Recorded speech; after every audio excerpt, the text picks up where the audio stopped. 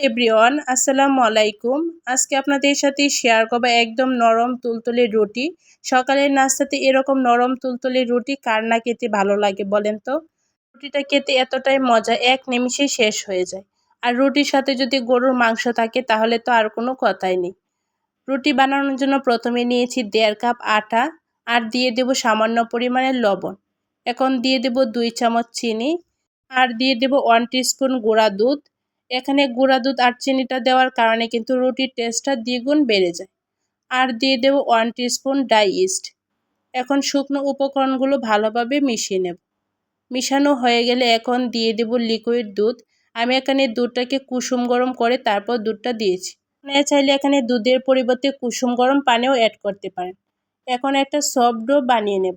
দেখেন ডোটা ঠিক এরকম সফট হয়েছে। এখন এর মধ্যে দিয়ে দেব 1 চামচ রান্নার রেগুলার তেল। তেলটা দিয়ে আবারও ভালোভাবে মথে নেব। তেলটা দিয়ে মথে নেওয়ার পর দেখেন ডোটা কতটা স্মুথ হয়েছে। এখন এভাবে ঢাকা দিয়ে রেস্টে রেখে দেব 5 মিনিটের মতো। দেখেন 5 মিনিট পর কিন্তু অনেকটাই ফুলে গেছে। আর আপনাদের হাতের কাছে যদি সময় থাকে তাহলে আধা ঘন্টার মতো রেস্টে রাখতে পারেন। এখন ডোটাকে আবারও ভালোভাবে মথে নেব। ভালোভাবে মথে নেওয়া হয়ে গেলে এখন এর থেকে লিচি কেটে নেব। আমি এখানে 5টা লিচি বানিয়ে নিয়েছি। আপনারা চাইলে একটু ছোটো বড় করে রুটিটা বানিয়ে নিতে পারেন। এখন ডোটাকে একটা বেলন চাকিতে নিয়ে তারপর রুটিটা বানিয়ে নেব। রুটিটা বেশি পাতলা করা যাবে না, একটু মোটা করে বেলে নিতে হবে। আপনারা চাইলে একটু বড় বা ছোটো করেও বেলে নিতে পারেন। আমি ঠিক এরকম করে বেলে নিয়েছি। এখন একটা চামচ দিয়ে আমি একটু ডিজাইন করে নেব।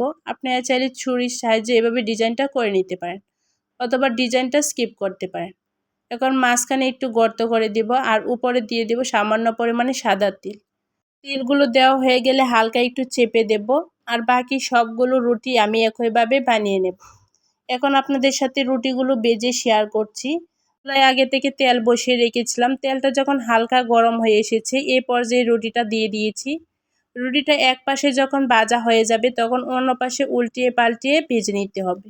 আর চুলার আঁচটা এই পর্যায়ে মিডিয়াম টু লো আঁচে রেখে তারপর রুটিগুলোকে ভেজে নিতে হবে। এগুলোকে কিছুক্ষণ ভাজার পর যখন এরকম ব্রাউন কালার চলে আসবে এই পর্যায়ে চুলা থেকে নামিয়ে নেব। দেখেন সবগুলো রুটি আমি একইভাবে ভেজে নিয়েছি। আর দেখেন মাশাআল্লাহ রুটিগুলো কতটা পারফেক্ট হয়েছে। আপনাদেরকে দেখিয়ে দিচ্ছি রুটিগুলো ভিতরে কতটা পারফেক্ট হয়েছে আর কতটা সফট হয়েছে। আপনারা দেখে হয়তো বুঝতে পারছেন রুটিগুলো কতটা পারফেক্ট হয়েছে। আপনারা চাইলে কিন্তু খুব সহজে এভাবে রুটিটা বানিয়ে নিতে পারেন। আর সামনেই চলে আসছে ঈদ। ঈদের পরের দিন সকালে যদি আপনারা এভাবে রুটি বানিয়ে গরুর মাংসের সাথে খান তাহলে তো একদম নাস্তাটা জমে যাবে।